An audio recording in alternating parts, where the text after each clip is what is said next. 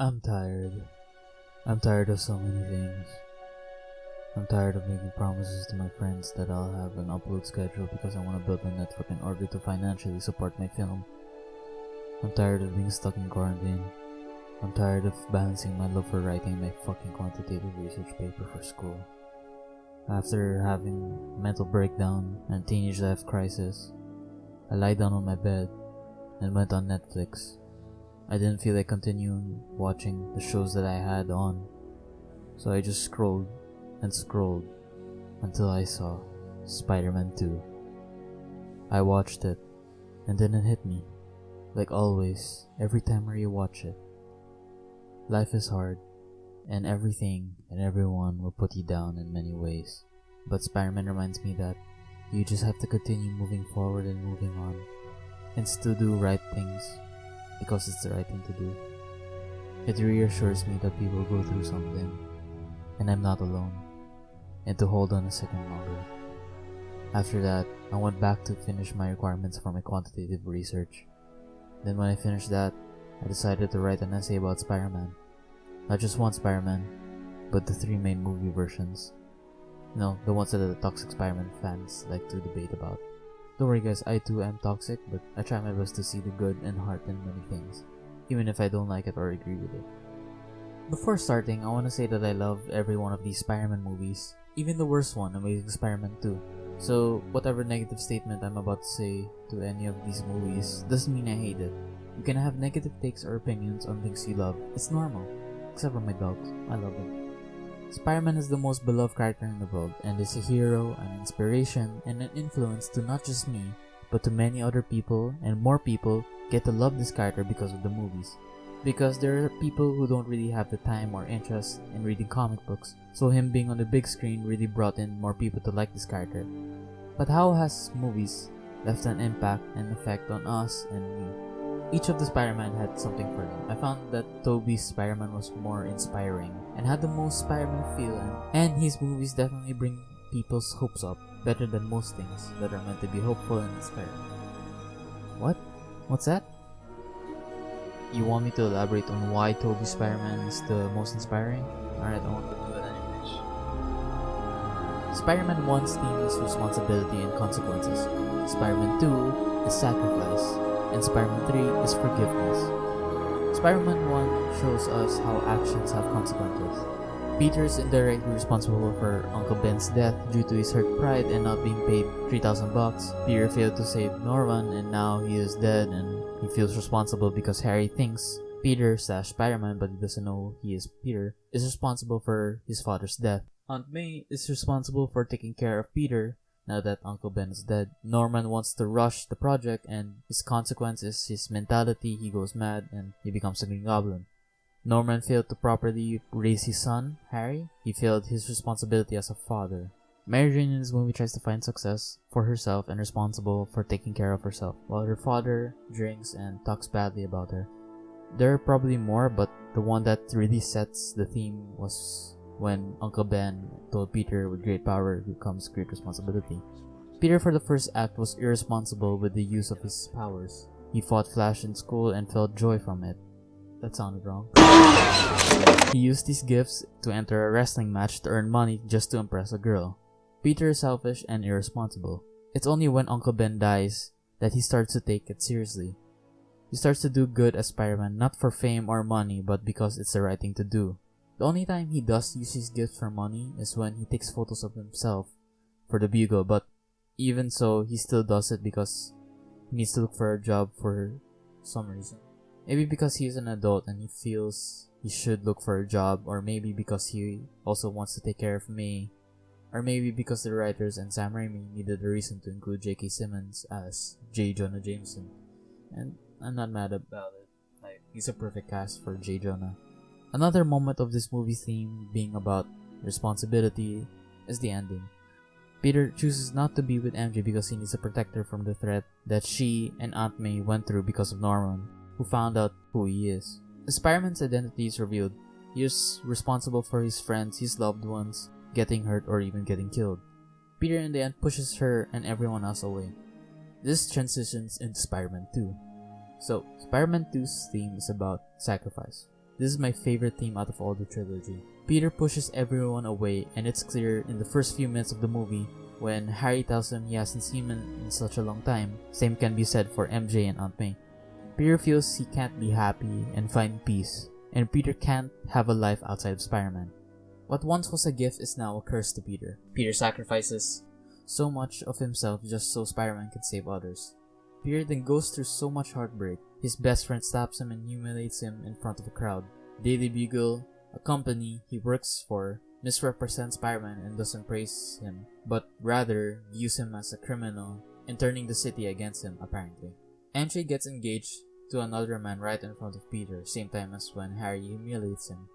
All of these have an effect on Peter. He can no longer function as Spider-Man both emotionally and physically. Peter's getting tired of constantly getting beaten down, and he keeps losing his powers and he keeps on falling. He can no longer go on as Spider-Man. He quits, he gives up this role, responsibility, the words of Uncle Ben, just so he can have a life of his own. A life outside of Spider-Man. Now, let's take a break from Peter's character for a while. Let's talk about the antagonist. He really isn't a villain in this movie. He's just a normal man with a normal life and a normal wife. He becomes this mentor to Peter, and Peter even says that he is one of Peter's idols. Otto isn't a bad person. He just has bad luck. Otto's pride doesn't allow him to think of others and wants to see his dream come true. Now back to Peter. Peter finally gave up as Spider-Man and focuses on his life. He goes to college, fixes his bike. I think that's his bike. I don't know. I never seen him ride a bike except for a motorcycle. He goes to MJ's play on time. He tries to work things out with her. He is basically living a normal life and not minding the emergencies. Then one day, someone gets robbed and Peter just walks away. I think this is the scene that really hit for me, because usually Peter would go and save the guy, but he doesn't. He just walks away, even from those who needs him. He is walking away from his responsibility.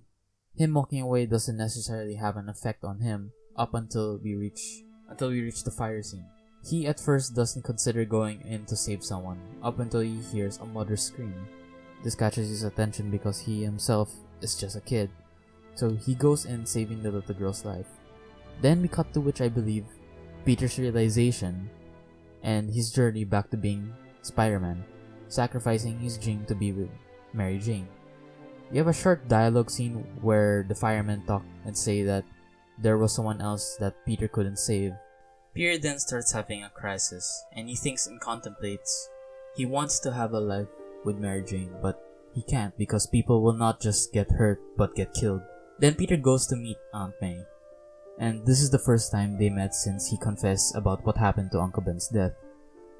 This whole scene is my favorite out of the whole trilogy because it talks about the theme of the movie, and it actually has a nice dialogue between Aunt May and Peter. And I actually do think that Aunt May does know that he is Spider-Man but doesn't want to tell him. She thanks him and says he is strong for telling her what has happened and forgiven him. She gives Peter this speech about how a hero inspiring many and how they're selfless and sacrificing people. She ends with saying, "Courageous, self-sacrificing people, setting examples for all of us. Everybody loves a hero. People line up for them, cheer them, scream their names, and years later they'll tell how they stood in the rain for hours just to get a glimpse of the one who taught him to hold on a second longer. I believe there's a hero in all of us that keeps us honest, gives us strength, makes us noble, and finally allows us to die with pride, even though sometimes we have to be steady and give up the thing we want the most, even our dreams."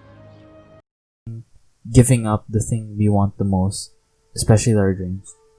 This is one of the biggest factors into bringing Peter back to Spider-Man. The Spider-Man stories should have him sacrificing something he wants the most for the good of the people. If Peter were to get back into his personal life and leave Spider-Man, many people would die. Peter knows this now. Now he has to do one of the most painful things he has to do. He lets go of Mary Jane, but first, he has to go save her. I love how the thing that finally brings Spider-Man back, and I mean fully back with his powers, is saving Mary Jane. The final fight scene with Doc Ock was one of the best and emotional and most redeeming ones I've seen in any other superhero movie. Peter reveals himself to Otto to try to talk him back to the good side. Peter even tells him the same line that Aunt May told him. Sometimes we have to be steady and give up the things we want the most, especially our dreams. Peter finally gets Otto back. Otto takes responsibility for his actions and sacrifices himself to destroy his own work, his life's work. Peter and MJ talk, and now she knows why Peter can't be with her, and that's sad and yet beautiful. He is making sure she is safe by not being around her. Something that a future Spider-Man fails to learn. In the end, MJ chooses Peter and we have a end swing. This movie was ahead of its time, and I think it's what inspired many superhero genres after it. I still think Spider-Man 2 was when they redefined the superhero genre, not Christopher Nolan's Dark Knight. Although I'm not saying it's a bad movie or like this is better. It can be debated. I'm not gonna talk about that. Spider-Man 2 really dived into the man aspect of Spider-Man. The first one was more on the rise of a hero, and this one was about a kid struggling with life, a kid growing up into a man's life. Okay, so as you all suspected, this is gonna be a multiple series, so there's gonna be multiple parts to this video essay, or to this topic. So this is part 1. I hope you guys enjoyed my essay, and hopefully I'll actually get to upload the next one, which will just probably be me talking about Spider-Man 3. And not because it's, problematic, but because I actually have a lot to say about it, and it's not really the bad stuff. I'm not talking about the bad stuff. I'm going to talk about the good stuff. I'm trying to be a positive channel here. Alright, so yeah. Thank you guys for watching. I'll see you all next time.